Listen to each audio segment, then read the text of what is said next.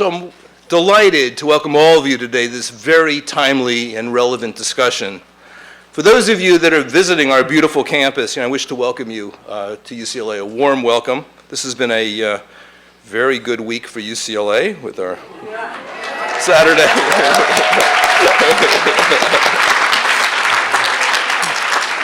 It's just a game, but winning is better than losing. Right. But I want to begin my brief comments today with talk about the special role of institutions of public higher education, what role they play in our society, and I really emphasize the word public. UCLA is very proud to be one of the leading public research universities in the nation. With nearly 40,000 students, we are, and I think many of you know this, California's largest university. For nearly 100 years, UCLA has pursued a three-part mission, and we all know it well: education, research, and service. In fact, all UC campuses have that same three-part mission. And today's discussion, I believe, reflects actually all three of those missions. All of those are incorporated into what we'll be discussing today. I believe one of the most important services we provide to society centers around community engagement, and today is no exception. We're committed to engaging a wider community. We have to work beyond the borders of this institution to pursuing socially relevant research that addresses pressing societal needs and issues, and educating our students so they have the skills when they leave here to collaborate, compete, and succeed in an increasingly diverse global environment. Now, if you allow me to just to brag a little bit, UCLA's education department is one of the top 10 in the nation, ranked alongside the likes of Harvard, Stanford, Vanderbilt, and Columbia's Teacher College. We really have a jewel here. We can be very proud. The scholarship, the teaching is extraordinary. And UCLA education boasts a cadre of top experts who are studying, developing, testing, and demonstrating new K-12 and higher education practices, and then sharing that information broadly. That's important with the world beyond this campus, making sure that knowledge that's learned through scholarship here gets transmitted. One of the ways that we're able to do this is through effective partnerships with other entities and organizations. This really is a team sport if we're going to be effective. And today's discussion is about publicly sharing the results of an important study that was funded by the Eva Longoria Foundation. So first, I want to thank and applaud Ms. Longoria and the Eva Longoria Foundation for their vision in funding this important study. Thank you, Eva. Thank you.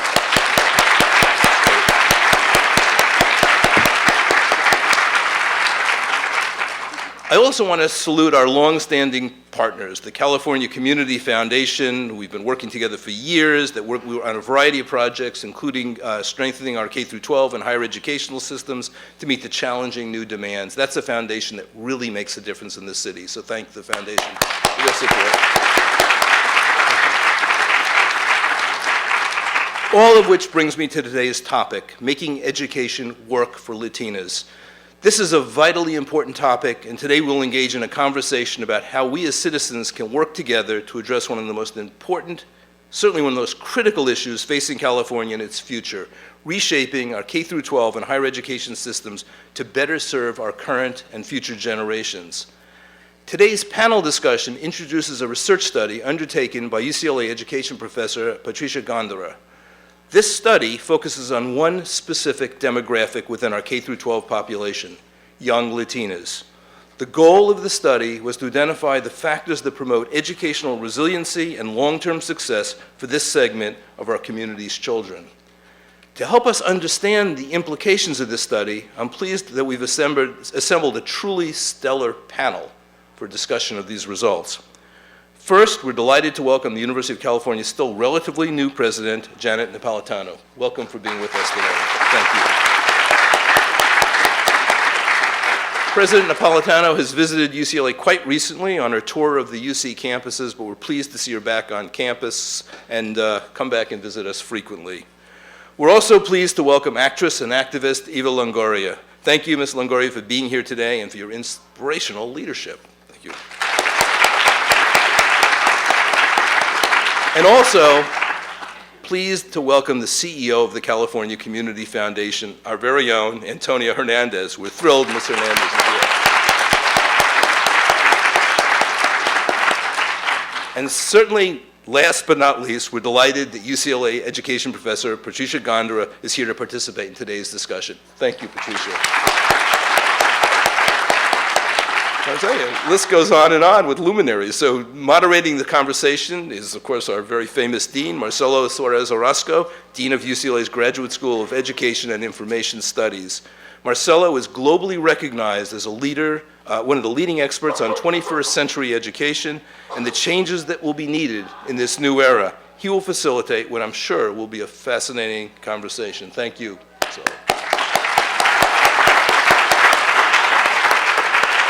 So I have to apologize. I almost never leave events like this, important events, early, but unfortunately before this event was announced, I accepted another event. I double scheduled. So I said that I'd have to share my time between the two. So I apologize for having to leave you today. I will talk with Marcelo after this meeting to try to extract what has been learned, but I want to wish all of you a great conference today, and thank you for being at UCLA. Take care. Thank you so much, Gene, for the wonderful, wonderful words of welcome. My name is Marcelo Suárez-Orozco. I'm the Dean of the Graduate School of Education and Information Studies at UCLA. Welcome to the first of the 2013 Dean's Distinguished Speaker Series, a conversation with activist Eva Longoria and the extraordinary panel that we've assembled this afternoon. Our series is inspired to bring to UCLA the fundamental, the essential, the imperative conversations for education and information studies in the 21st century. Before turning to our panelists, I'd like to acknowledge several distinguished guests who are in the audience today. I have to start with, of course, our labor leader, civil rights activist, the great living legend, Dolores Huerta. Dolores, thank you. Thank you for coming. Muchas gracias. Que viva Dolores. Many other friends of UCLA, former ambassador to Uruguay, Frank Baxter. Frank, are you here? Frank must have stepped out. Veronica Melvin, member of the President Obama's Advisory Commission on Educational Excellence for Hispanics.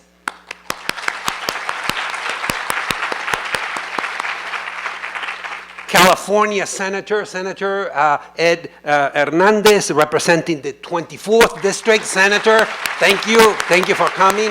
Thank you for joining us. California Assembly Member Raúl Bocanegra, representing the 39th District. Raúl is not with us. He may come in a little bit later. Los Angeles Superior Court, Judge Michael Stern. Judge Stern. LAUSD Board Member Monica Ratliff. Monica, welcome. It's a great pleasure to introduce our panelists this afternoon. President of the University of California, Janet Napolitano, leads our university, a university system with over 238,000 students, about 208,000 faculty and staff, and more than 1.6 million living alumni.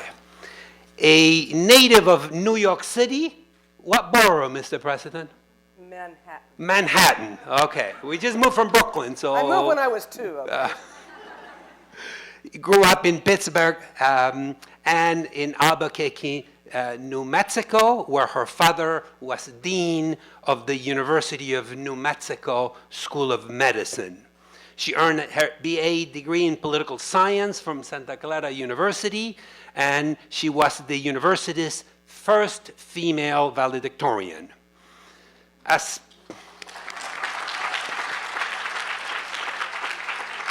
president of the University of California, she recently pledged $10 million for recruiting and training graduate students and $5 million in financial aid to support undocumented college students at the University of California.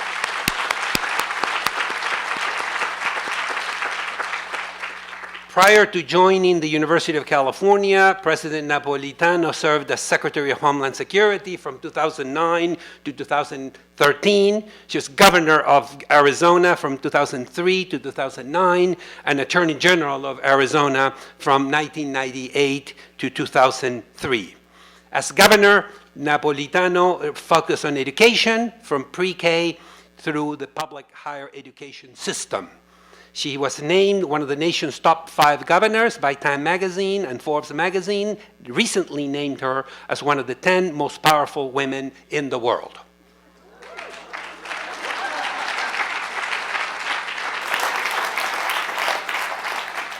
The 11th most powerful woman in the world, actress and activist Eva Longoria.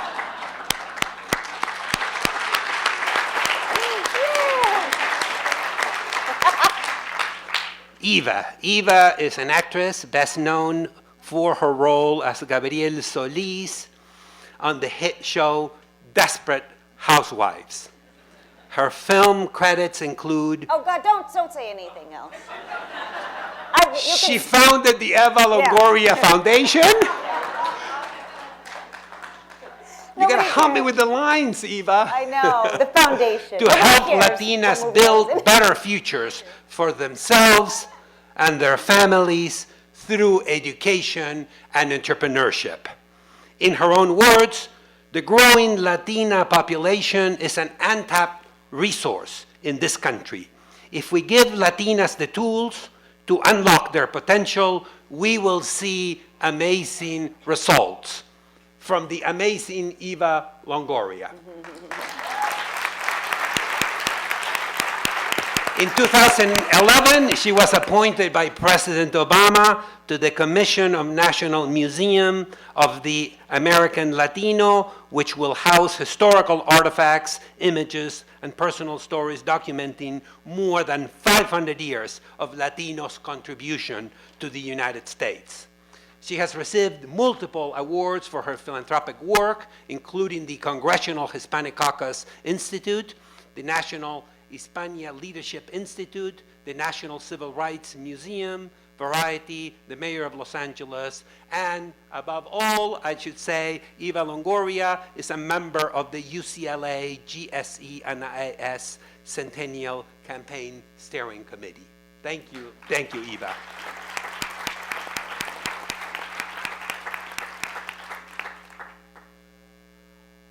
President and CEO of the California Community Foundation, Antonia Hernández, of course, needs no introduction, and needs no introduction at her home, UCLA. Nationally recognized for her commitment.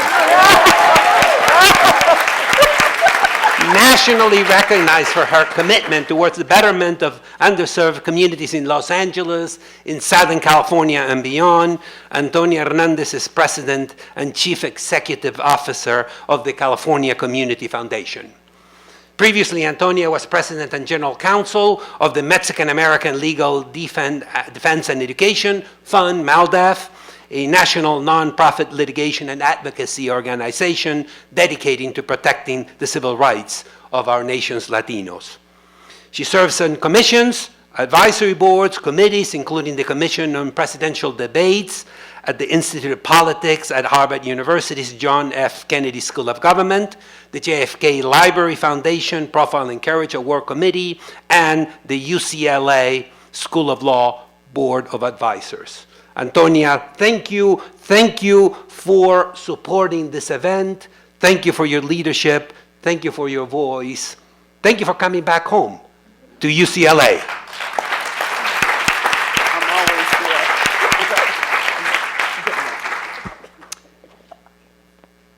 Patricia Gándara, the Grand Dame of Education at GSEIS. Professor Gándara is a globally renowned scholar in the field of education.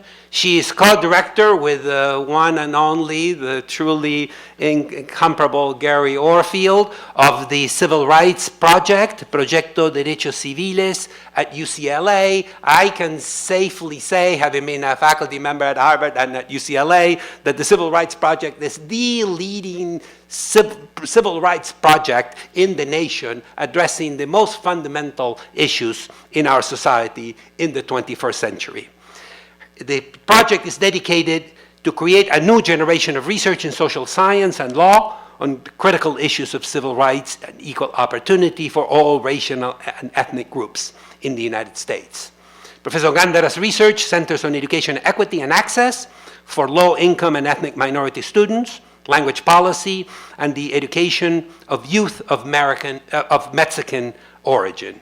Gándara writes frequently on education for youth who speak English as a second language and on the education gap among Latinos. She is a former bilingual school psychologist and director of education research for the California Assembly. Wow, I'm out-gendered, I'm out-IQ'd, I'm out-good-looked. This is going to be a very interesting conversation.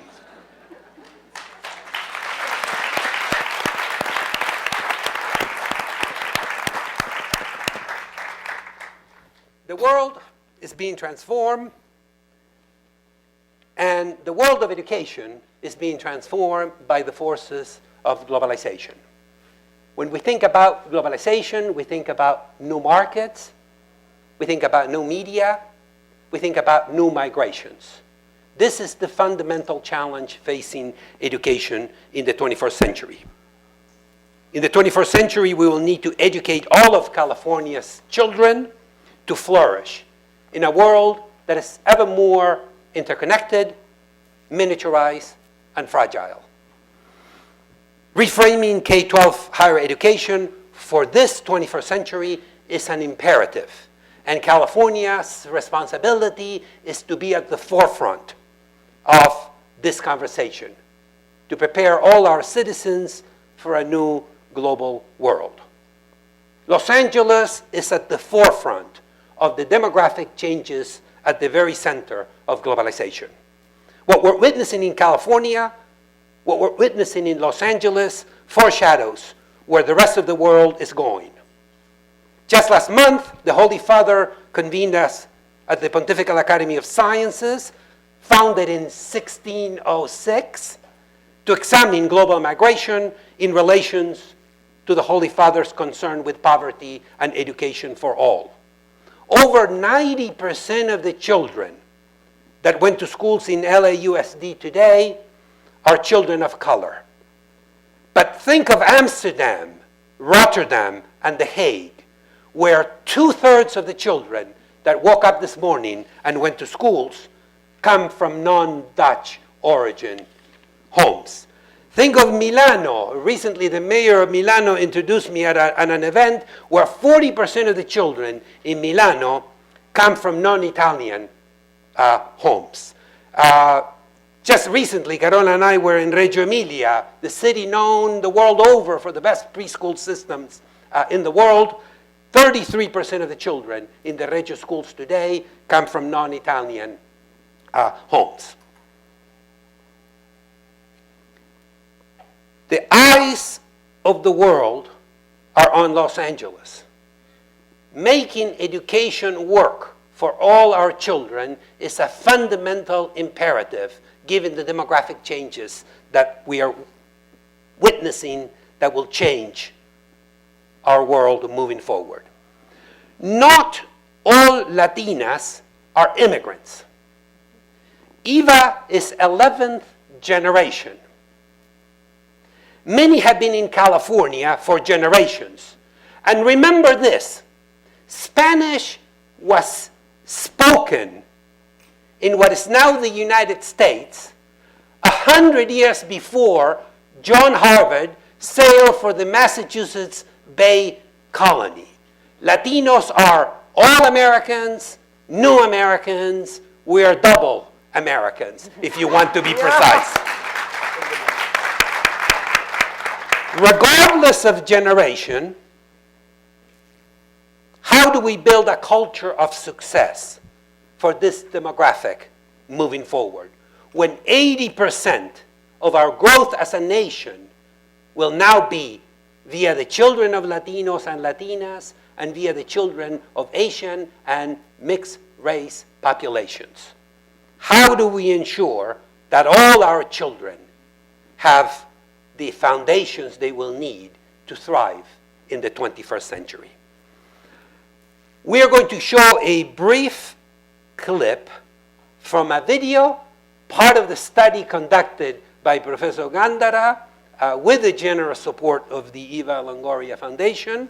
The clip is only 4 minutes, and it will be a point of entry into our exchange, our conversation this afternoon. It's showtime.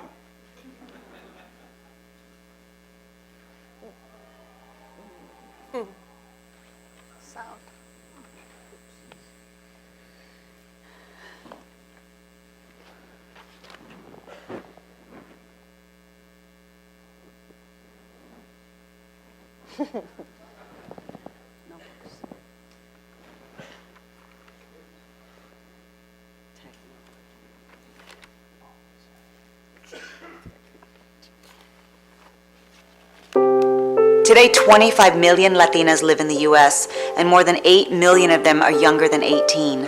And these women have extraordinary potential, but far too many of them live in poverty and lack educational opportunity. I started the Eva Longoria Foundation to help Latinas access resources and opportunities to build better futures. We focus on education because we know that getting a good education and graduating from college is life-altering, and it is the single best way to break the cycle of poverty. So I commissioned UCLA's Civil Rights Project to study the factors which contribute to success for Latinas, so we can better understand what makes the difference between dropping out of high school and graduating from college. The young women profiled in this research, some of whom are featured in this video, all faced huge challenges in their lives. Some were undocumented, most had parents with less than a high school education, all were low income, and one had a child while in high school. But they all found a way, making friends with kids who knew how to get to college, seeking guidance from teachers and counselors. Most had parents or family members who also encouraged them and believed in them. And this was the critical difference between these women and some of their friends who didn't finish high school or go on to college. I remember wanting to be an astronaut because I love the stars and I wanted to go into space. Since then, I kind of already had an interest in cars. I started to kind of connect the dots and see where it could take me. I think that's when I started to get more interested in engineering. Something that's always been my passion, or that I've always wanted to do, is work with special education. Hopefully have my master's by then and working as a counselor with children. I really want to go into a lot of teaching the children with special needs. In 10 years, I'll be close to 32. And I will for sure have gone to grad school. Whether it's a master's or PhD, I'm sure I will have that under my belt, under my resume. I will most likely be working. I'll have like a career, and I think I will be financially supporting my parents.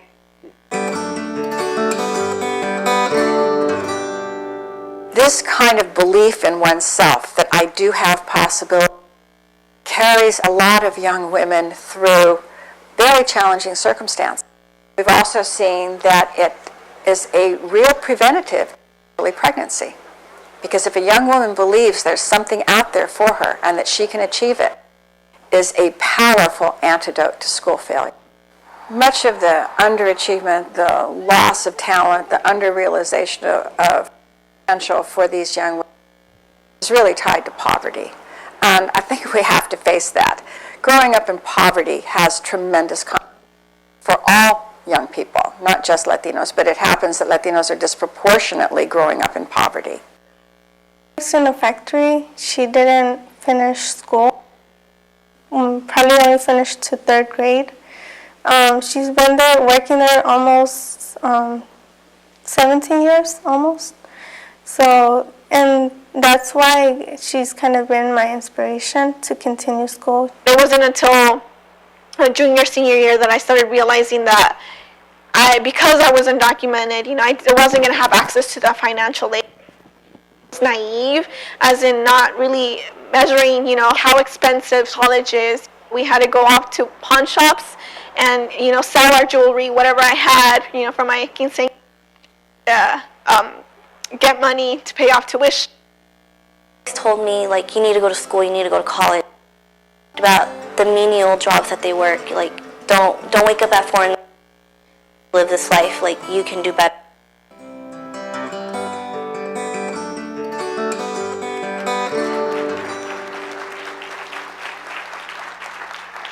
Thank you so much. Very moving clips. Eva, 175 years ago, a young Charles Darwin, in a furiously creative face, jotted down a forgotten note in one of the evolution notebooks.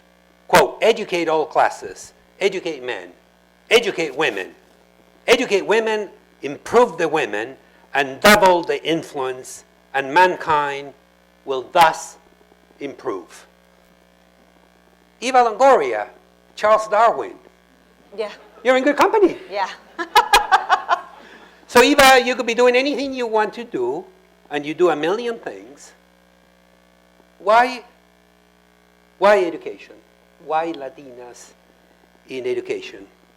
Mm-hmm. Tell us. Well, first of all, thank you for having me here. Thank you for assembling this amazing panel. I have to say, the why is, there's so much why as to what I do in my life. And three of the reasons are here today. Dolores Huerta, who really, I grew up with Dolores's leadership in books. And so when I finally got to meet her, I was like, oh my gosh. And she really introduced me to the world of farm workers. And then I met Antonia through Dolores. And Antonia's been a mentor of mine for a very long time. And then one of my rock stars in my life that I was starstruck to meet was Dr. Gándara. I was like, can I have your autograph? And so, I have been really blessed to have access to amazing role models. And I find it started with my family. I come from a family of educators. My mother's a special education teacher. My sister's a special education teacher. My aunts are teachers. And so I come from a family of educators that stress the importance of it. And also, I'm like the underachiever of my family. Amazing. I was going to say. I'm the last person in my family to have gotten a master's. And so when I was getting my master's in Chicano studies, I realized there was a lot of white space in certain areas. And one of them being Latina education. There's a lot of studies about Latino education comparatively to African Americans or Asians or whites, but very few separated by gender in a specific ethnicity. And so I knew there was a void there. But I think, the main reason I do the work that I do is because I really believe in our community. I believe, and I think why we're all here, is we understand that the future success of the Latino community, of the United States, is dependent upon the Latino community. And we're the fastest growing demographic in the United States with the lowest education attainment. And in California, in New Mexico, and in Texas, we're the majority of students. And so there's a huge disconnect between educational demands and occupational demands. And so the US economy is based on producing talent. The US economy is relying upon our educational system to really produce an educated workforce. And so I wanted to do a study that analyzed that system. There's a lot of studies about students and that put fault on the students and put fault on the parents and put fault upon the culture. And so a lot of those barriers and obstacles haven't changed in the last 30, 40 years. We know the obstacles and barriers. And so I wanted to know the successes. I wanted to know what is working. Why is one Latina succeeding and the other one is not, when they come from the same socioeconomic status, or they come from the same ethnic background, or the same neighborhood, or the same high school. And that's why I commissioned this study, was because I want to create interventions and replicate those success factors within young women. And why Latinas? I get this all the time, and I didn't think it was going to be such a big deal that I did a study on specifically Latinas, but you have to be specific when you do a study. One, I'm Latina. So it kind of makes sense. No, but Latinas are the linchpin of our community and of the next generation for our community. Latinas, a child's educational outcome is highly correlated to her mother's education. And so if we're going to have any kind of successful intervention with the educational outcomes of our future generations in the Latino community, in the Latino population, we have got to make sure we educate these youths of the Latinas, the women in our community. And so that's why I focus on it. And I mean, Latino, you men are fine. I'm no offense to men. I just really want to be effective in the work that my foundation does. And that's why we wanted to fund this study. And that's how I found Dr. Gándara. Terrific. Thank you so much. It's interesting that you started with your 3 mentors because that exactly is what predicts one of the successful, one of the most important factors that predicts the long-term engagement and success of all students, but I think especially Latino students, is entering into a relational engagement with mentors. And you discovered in academia that the world is divided between mentors and tormentors. So the mentors are the ones that make a difference. And Patricia, give us the context for the research. What's new? What's surprising? What is different today from when you were being educated in Los Angeles schools? Well, let me start with maybe what's new and what we found in this study that maybe surprised us a little bit, because there are a number of things that we know are effective across the board, but we didn't know how effective they were for Latinas. And so this study gave us the opportunity to sort of dig in at that level and take a look. A couple of the things that we found that were surprising to me, actually, and I've been doing this for quite a long time, was one that having Latino teachers predicted for going to college. That surprised me. I could think of many reasons why we should have more Latino teachers, but I didn't know that there was this tight connection between having Latino teachers and ended up going to college for Latinas. Another one that we found, which is, I think, a little bit surprising, is that those Latinos who manage to maintain their bilingualism are more likely to go to college than those who do not. Think about that for a minute in the policy context of this state and this nation. What's different today than when I was in school? I actually went through school in the LAUSD. I had superb teachers, went to excellent schools, and I had access to a broad array of peers because the schools at that time were not so isolated, were not so segregated, and this state had invested heavily in its K-12 system. So I went to school in the LAUSD in the golden age, when the schools were well supported and when California was basically considered #1 in the nation with respect to education. That's very, very different today. Thank you, Patricia.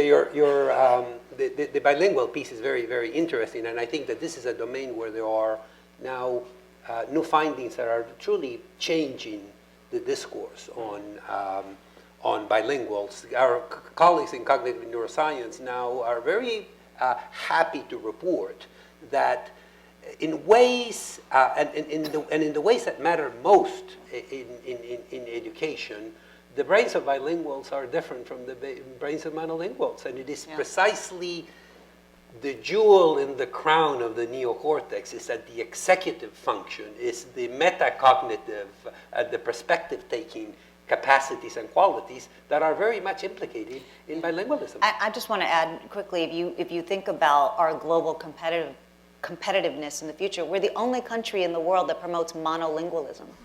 The only country. Everywhere else you see people speaking many languages, and so that has to be correlated with where we're ranked in education. Somebody once said, we are a cemetery for languages. Yes. The Japanese brought Japanese, the Italians brought Italian, the Germans brought German, and all those languages have been safely buried in the United For some States. time, we've had knowledge about the cognitive benefits and the psychosocial benefits and various other benefits. But this morning, I was writing the introduction to a book that we're going to release shortly that, for the first time really ever, shows that there are substantial economic benefits for both the individual and society. Thank you so much. Antonia, you are the CEO of one of the most influential, important foundations in California, former president of MALDEF. Tell us, what are the synergies between philanthropy, the foundations, the legal community, and universities to work together to support Latino students moving forward? Well, excuse me. Well, I think philanthropy is a perfect partner to just about every sector and every institution in the country. And the reason for that is that philanthropy is what we call the venture capital of the social sector. It is where you find limited resources to really invest and take risks and doing inquiries such as this that really deals with issues that the private sector is not interested in or doesn't have the capacity. So like the California Community Foundation, many of the foundations have relationships with institutions of higher learning. We have relationships with government, with the public sector, the city, the county, the federal government. And we also have partnerships with the private sector. Our role is one of investing to improve the quality of life for mankind, for humankind. So for me, this study and issues related to it fall right within what philanthropy is supposed to do. But I want to go back to what was said about language and about Latinas. And you know, Eva is 11th generation. I am the generation. I am an immigrant from Mexico, came as a child. And if you look at my childhood, I had many of the poverty indicators. What made the difference? One, a loving family. Secondly, that family believing in me and in my siblings, that we could do and be everything and anything we wanted to be. And I didn't go to a wonderful LAUSD school. I went to a good LAUSD school. I went to Garfield High School in East LA. And I tell folks that I'm an East Los girl, okay? And you know, sometimes you can take the girl out of East LA, but you can never take the East LA out of the girl. In fact, I was going to tell Janet, who's a friend of mine prior to this, her current position, that I'm feeling like I should be more over there than I should be in here. But I think, you know, that the most important thing, and I was just reading a lot of literature, including the report, and let me tell you that if a child cannot read by the 3rd grade, that correlation of not graduating from high school and not going to college is absolute. It is a 1-to-1 correlation. And so investing, the other issue is why invest in Latinas? And a lot of people think that the issue is a Latino issue. It is no longer a Latino issue. It is a societal issue. And if this country does not invest in the education of Latinas and people of color, we are going to go further down. So I think that from an economic, social standing perspective, we need to really think about what Latinas is. And my final note on philanthropy is, and it's sort of a saying within philanthropy, you give $1 to a man, and God knows what's going to happen to it. You give $1 to a woman, she will invest it in the health and education of her child. And if you want to improve the quality of life For families, you invest in women. And if you look at philanthropy throughout the world, I served on the Rockefeller Foundation for 10 years. A lot of the investment was in women and their health and families. And I think that it's incumbent upon us Latinas to understand and take control of our life and our destiny and seek the education that we want and that we deserve.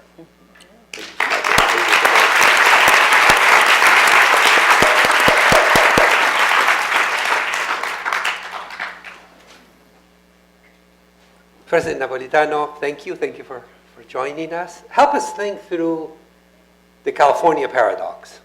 Talk to us about the deportation. Thank you so much. Thank you for your comment. Thank you for your comments. This is a... As a Homeland Security, you have deported many people. You've deported thousands of people. 90% have been Latinas and Latinos. How about keeping families together? That would keep Thank you so much. Thank you so much for your... Thank you so much for your... Thank you so much for your intervention. What about the millions of Latinas whose families have been deported? How are they going to pursue an education? How are you making education working for them? What about the millions of people sitting in detention centers? Thank you so much for your intervention. May I please, this is a topic that is very important to many of us. We have written extensively on this topic. Thank you so much for your, thank you so much for your comments. I'm going to ask one of the UCLA students to please, these are very important topics. We have written extensively, but Professor Gándara, we have written extensively, Carola has written extensively about these issues. These are very important issues, but let's be respectful. Let's be respectful and go back to our conversation for the research conducted by Professor Gándara, the research sponsored by Ms. Longoria. Please, we understand this is a very important topic to... Let her speak. I want to hear what she wants to say. Let her speak. I want to hear what she says. She has to resign immediately. She's not qualified to run this institution. Let the speaker talk, please. Please, thank you so much. Napolitano, I want to hear you say it. Let the speakers talk. No. Thank, Let the community speak. Why don't you let the community speak? thank you so much.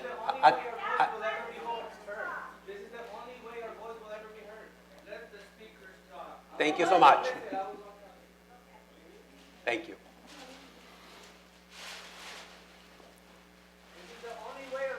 Thank you so much.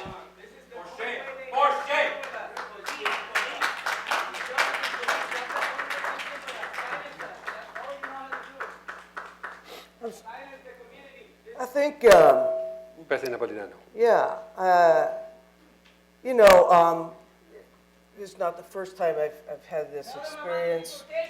And I think what it reveals are two things. One is our country right now is in the midst of another great wave of migration with a law that doesn't match the economic or moral reality of the country that we have. And that weight is falling primarily on the Latino community. And so there's anger and frustration. And I'm not here to talk about, what it's like to enforce a law as you seek to improve it. That's a different discussion. And when students are ready to listen, I'll be ready to discuss with students that position. But what I am very interested in, why I came today, was to be with my colleagues and discuss how it is that the best public research university in the country still, budget cuts aside, the bones are still very good, how it is that it builds an active and robust bridge to Latinas, because that is going to be necessary for the university to thrive and for the state to thrive. And so when you read the research, you say, well, there are some things that are indicators. The mentors, the mothers.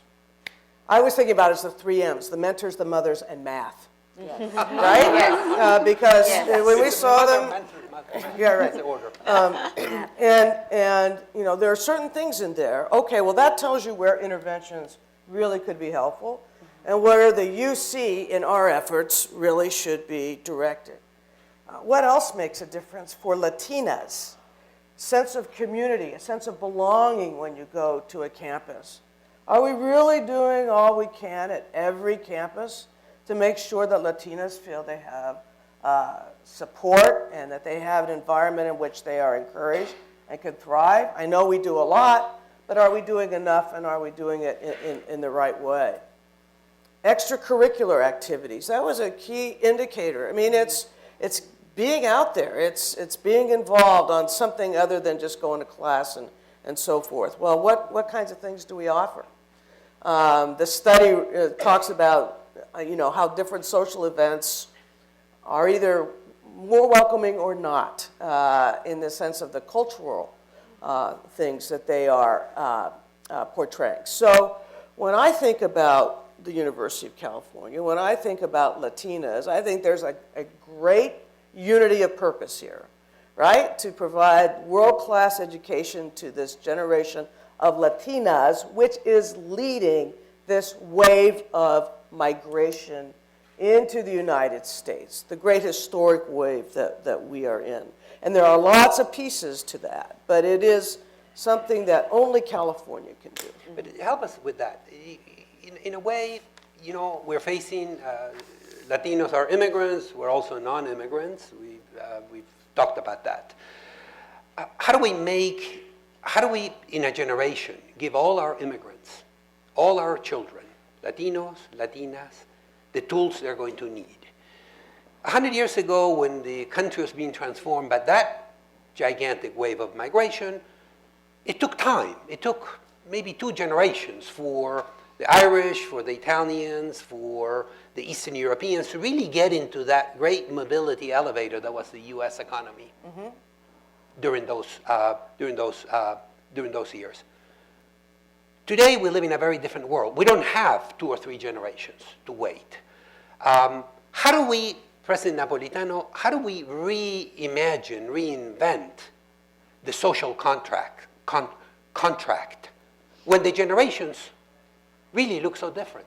You were governor of the state of Arizona. Arizona has the greatest gap in terms of the new folk and the older folk. Right. All of the students now are Latino, very few. How do we rethink, how do we reimagine that contract in a great state like the state of California?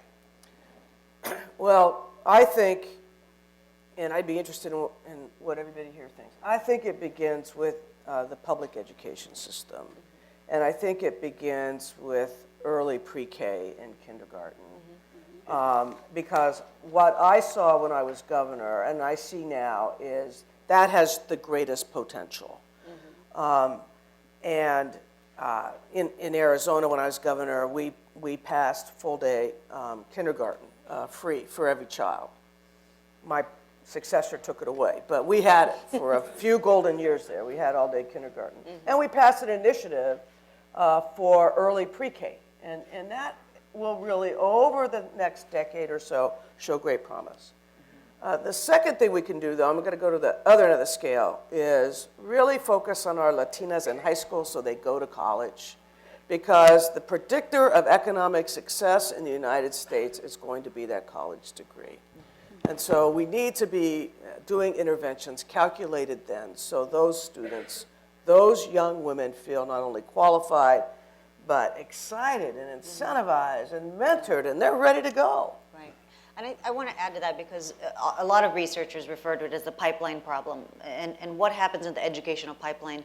The Latino community as a whole is a very aspirational group, very aspirational. We want to go to college. We do want a good job. We want a good career.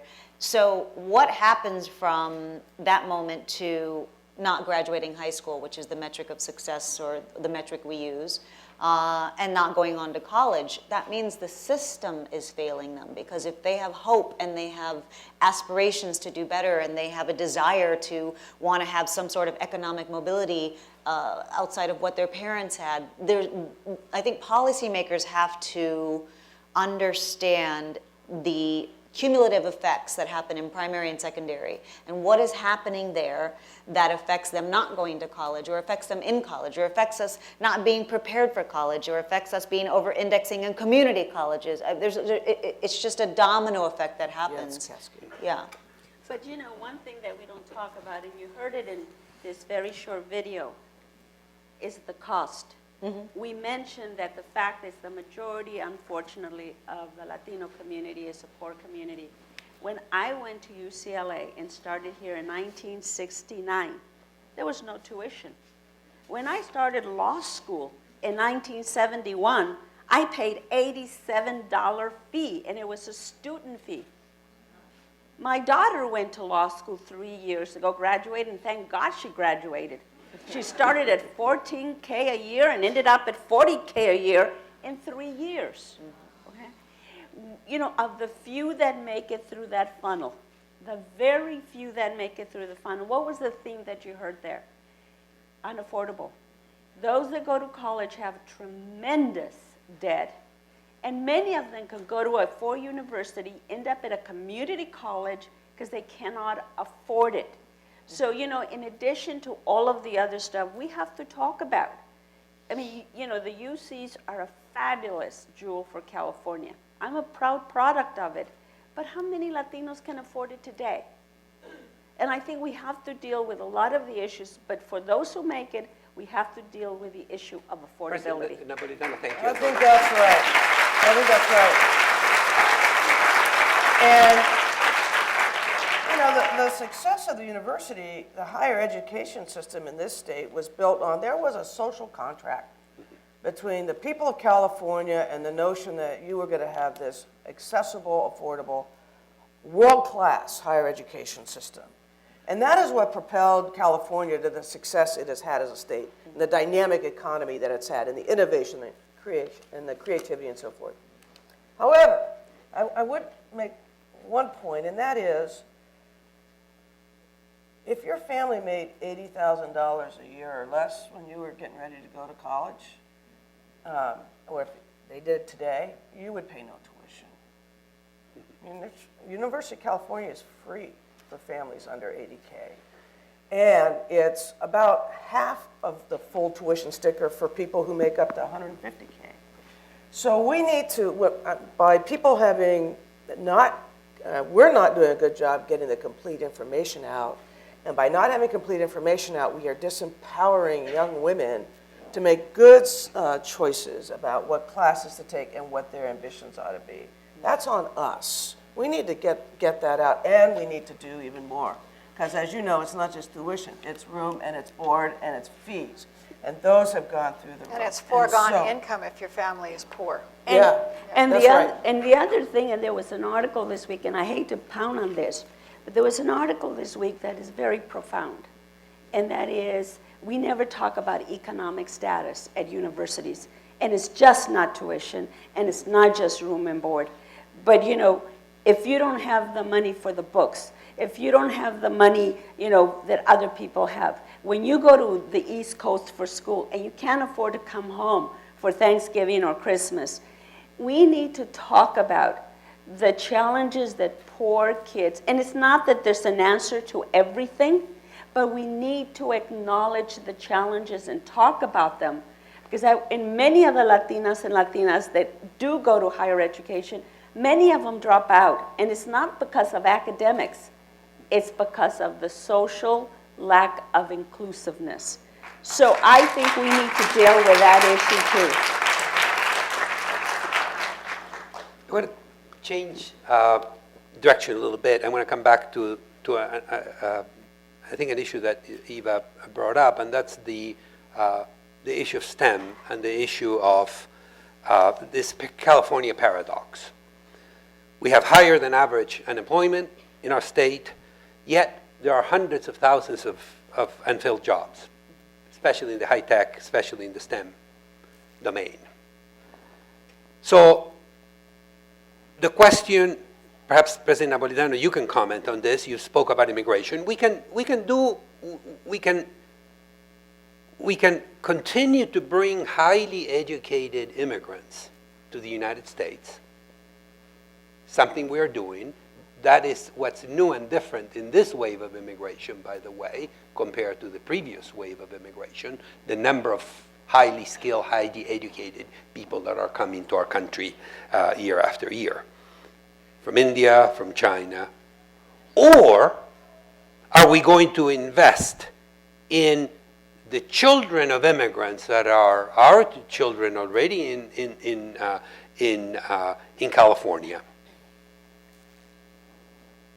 Three actionable things. You made an announcement about offering financial aid for Dreamers. Mm-hmm. Can you elaborate on this? And can you help us think through the balance here between continuing to import high-level human capital from overseas versus fundamentally changing the conversation in our country and growing our own scientists and engineers and scholars and doctors and nurses? See, moving I forward? don't view that as mutually exclusive. I think you do both.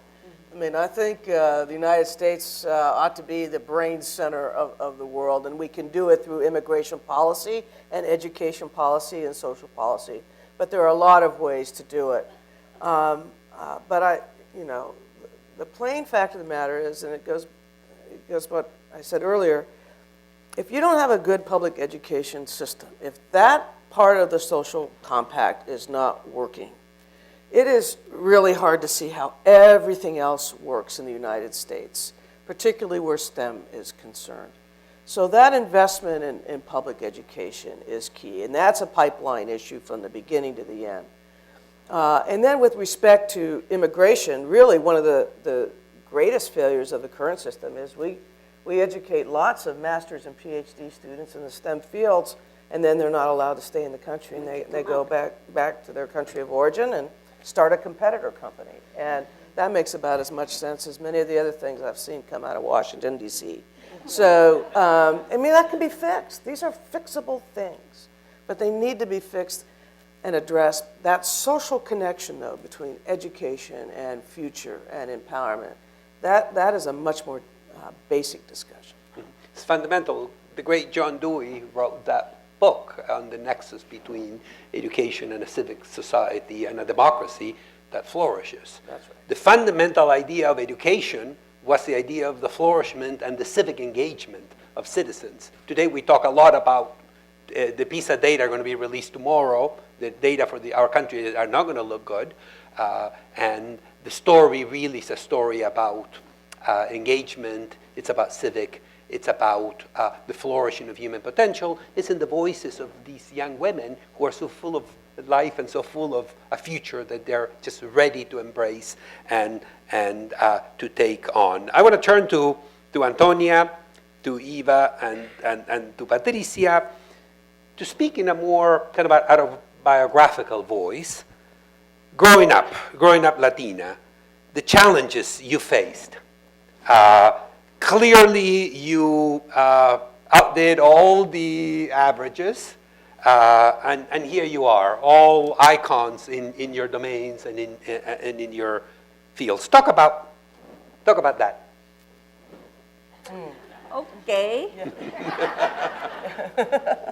Well, I've already started speaking about that, and like I said, I'm the oldest of 7.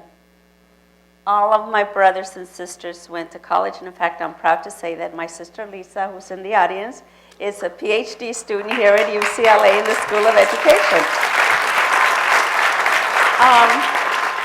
But it really goes back to an issue that hasn't been brought up. I came to this country and I was taught to be proud to be a Mexican. No better, no worse, pero proud to be a Mexican. And I was taught, and my parents to this day, well, I don't do it as much, but when I was in Maldives, they would complain that I was becoming a pocha. Porque when I interviewed in Spanish, se me estaba olvidando el español. But the Spanish was critical because I went to school in Mexico for the first 3 years. When I came here, I knew how to read and write. And one of the findings here in this study are very, very true. Math is a universal language. I could add, I could subtract. I thought I was a genius in math because I understood that. And that was one of the indicators that allowed me to move forward. Of course, when I got to trig, I got a D, and that was the end of my STEM career. But it was so important because it really, really sort of reinforced the fact that I had a language that I was proud of, an ability to do math, and I remember my only one Latino teacher, Mr. Pineda, in the 6th grade. And you talk about validation. He said, it's okay if you bring your burrito instead of your bologna sandwich. And he would tell me, pestañas de burra, ven aquí. You know, that was a funny thing, but the thing is that he validated who I was in the language that I understood. And therefore, I saw him and I said, I can be a teacher like Mr. Pineda. And I am a teacher. Of course, I never taught because I would have killed all the kids. But I'm a teacher, okay? Because that was the other thing. You cannot dream of what you do not know. And that's the problem with our kids living in an isolated community. They cannot dream what they do not know. You either, in my generation, were a nurse, a teacher, or a secretary. And I went wrong because I became a lawyer, okay? But that was the expectation of a girl. And we have to also talk about the stereotypes and the cultural inhibition within our culture, okay? Mothers have to push their daughters to be anything they want to be. ¿Y por qué te vas al colegio, mija? ¿Te vas a casar? Forget that baloney. Okay?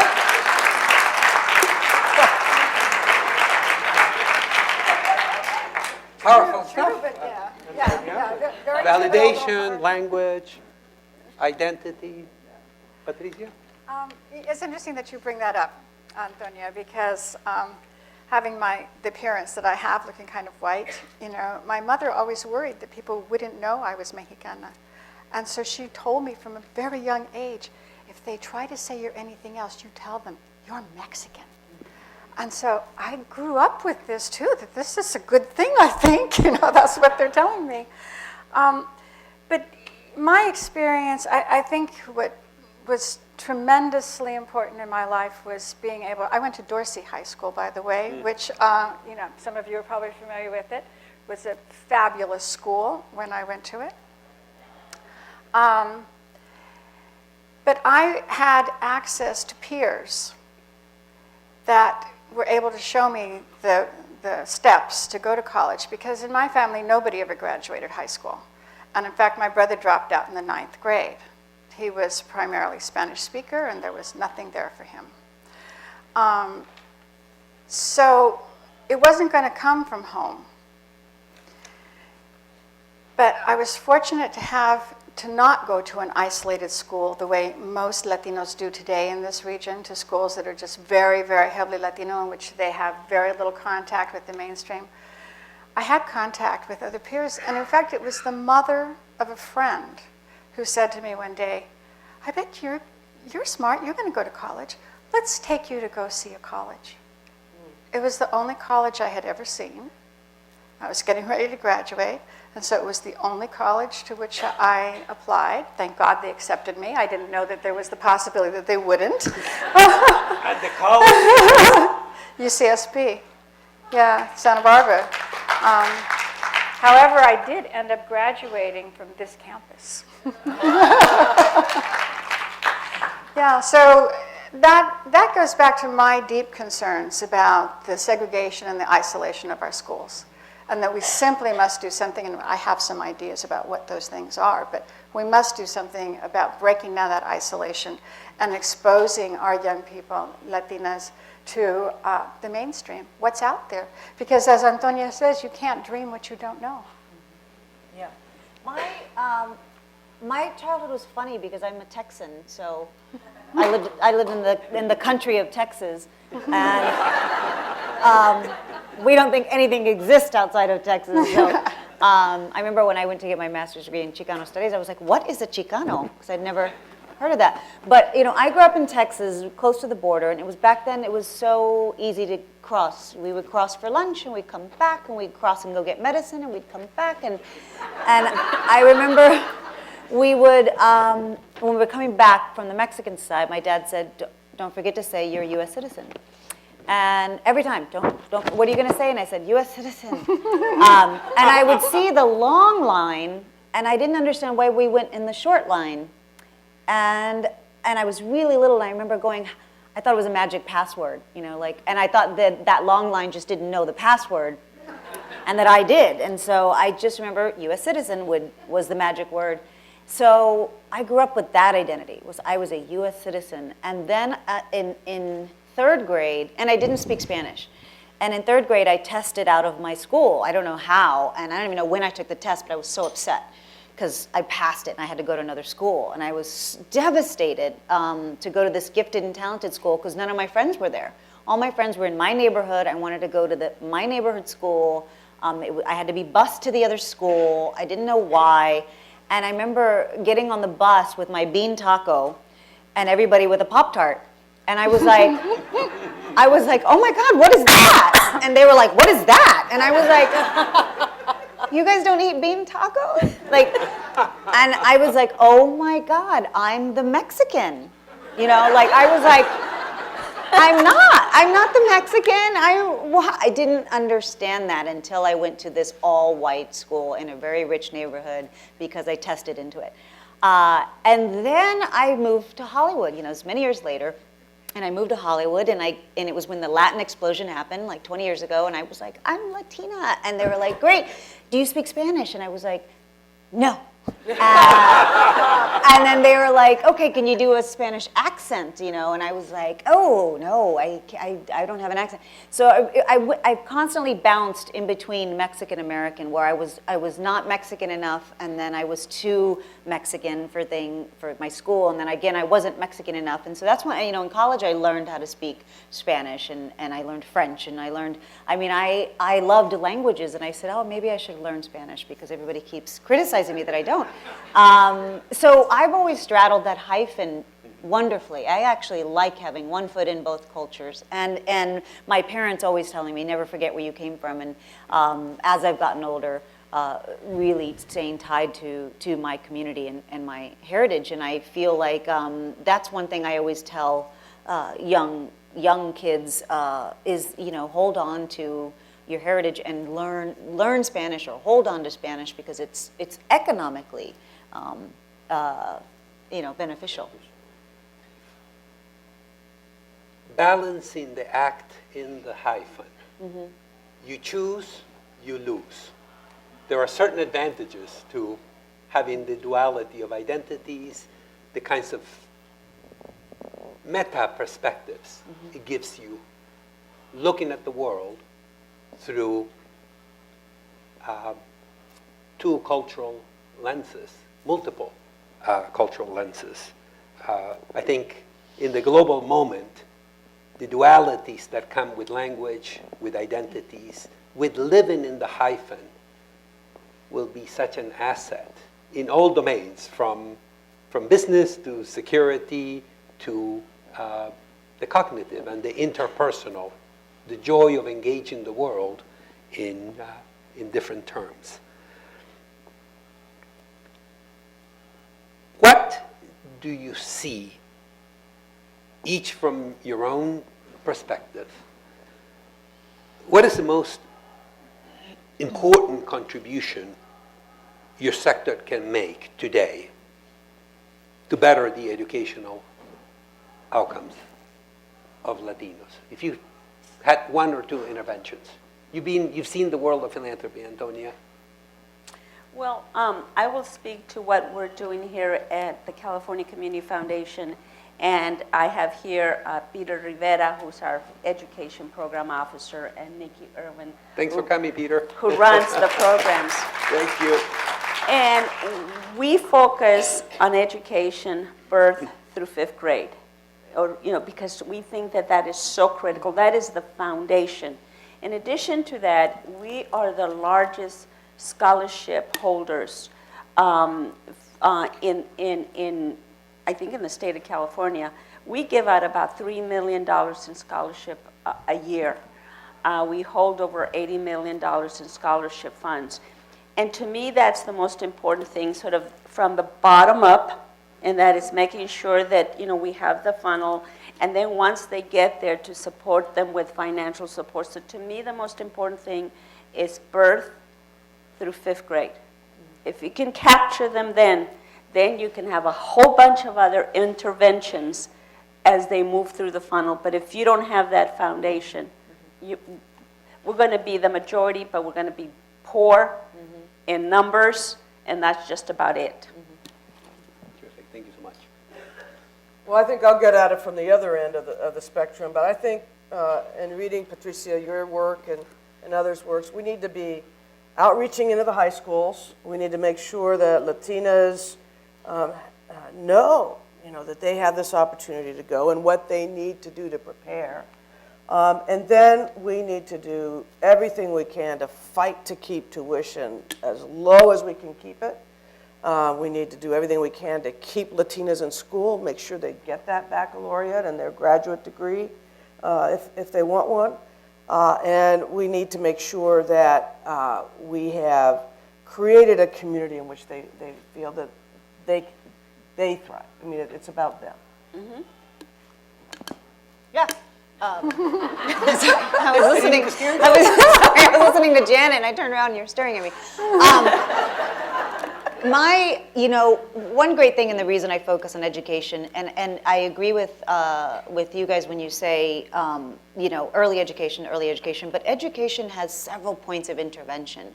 And so, like me, when I got my master's close to 40, it's never too late.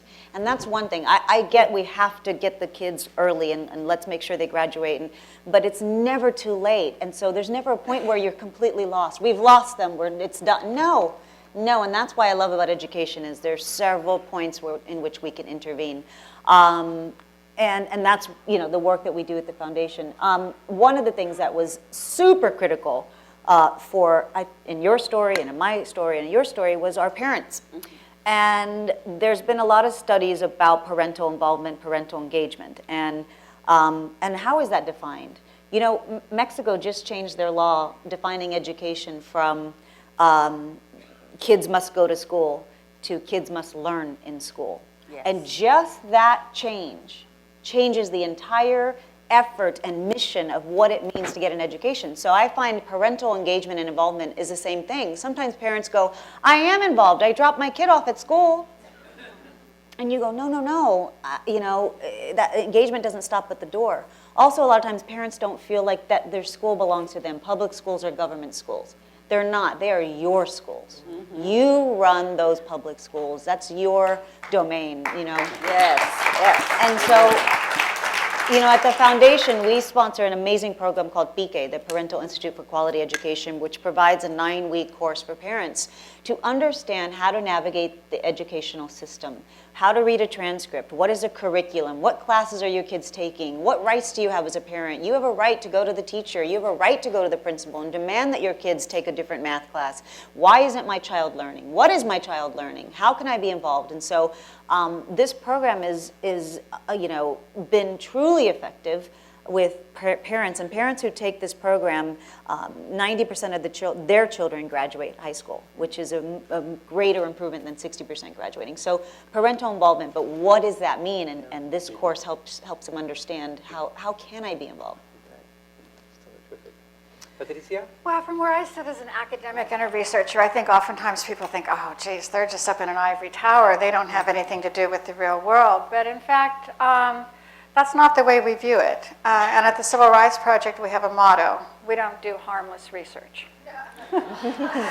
So I think it's really critically important for academics, like ourselves, to take on the unpopular things. You can get a lot of money, actually, if you don't know about this. You can get a lot of money to do research in certain areas that are popular. People want to fund certain kinds of things. Usually they don't want to fund the things that we do around civil rights. But I think it's really critically important for us to really adhere to those principles and to do the unpopular research, the ones where you've got to scrape together the nickels and the pennies in order to get it done, but that can really have an impact on the community. We can provide the evidence, we can provide the ammunition for folks in the community to go out and create change. And, you know, I think of one example. We have been toiling away for years around the issue of bilingual instruction. A lot of people gave up on this a long time ago. They said, well, they changed the law. There's no more bilingual education. What are you guys doing? You know, wasting time.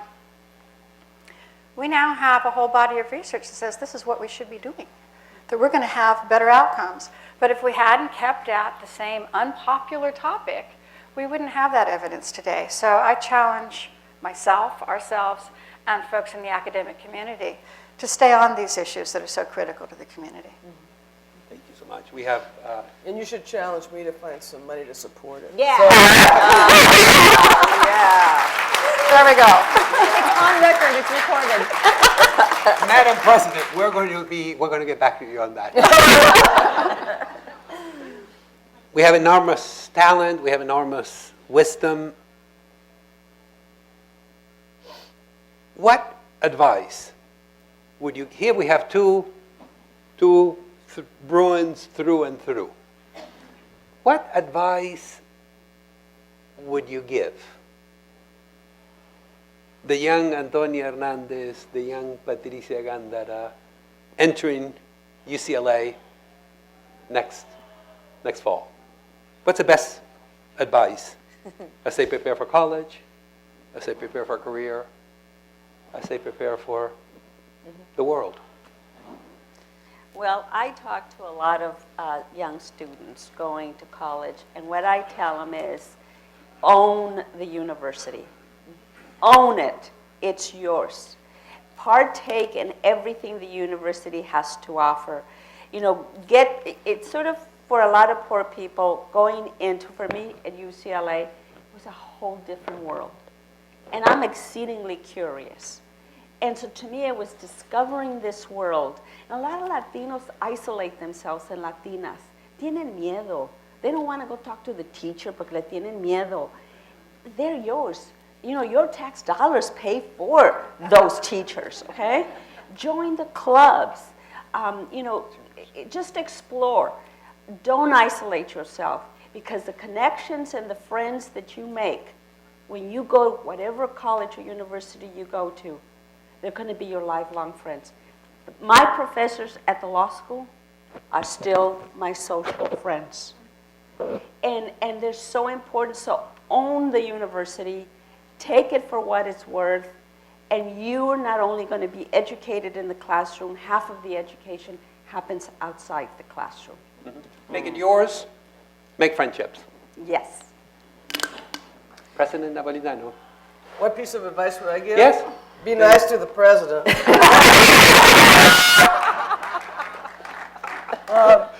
Oye, as we say in Brooklyn. I would say own it and invest in yourself in it. There are no shortcuts to learning. And you know, the cliche is you get out of it what you put into it, but in any educational endeavor, that indeed is true. So own it and invest in yourself in it. God, I would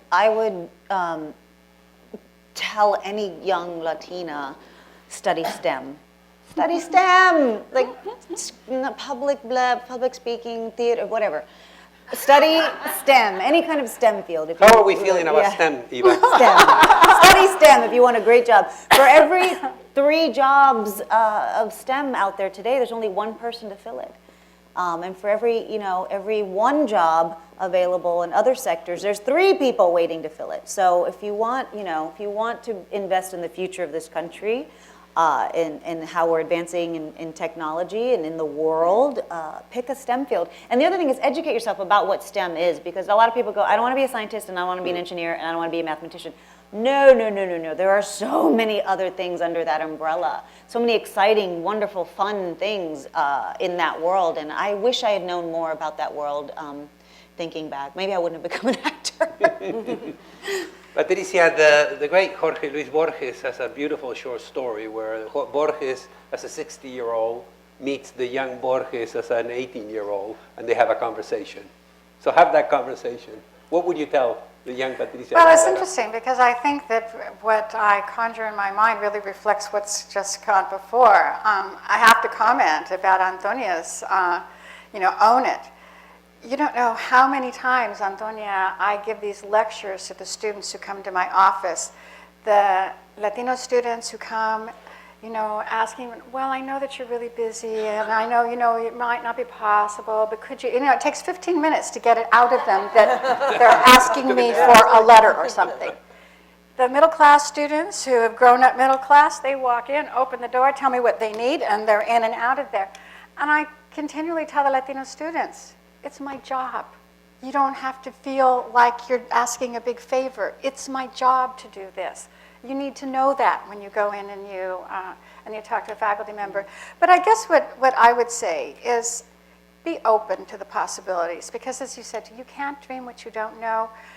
When I arrived at college, I had no idea. I mean, I had never been on a campus before. I had no idea what the possibilities were. And I found every quarter was a new exciting thing. Oh my God, I can be this. Oh, I changed my major, like I changed my underwear. It was like, oh, I got a new major today. But be open to the possibilities, because there are tremendous, as you point out. I think most Latinas don't think about a career in STEM. This has never occurred to them. Stay open. Thank you so much. Thank you for such a wonderful, inspirational set of interventions. Darwin was, of course, right. Enormously educated women, improving the world, changing the world. Thank you, Eva. Thank you, President Napolitano. Thank you, Antonia. And thank you, Patricia, for bringing together in this conversation.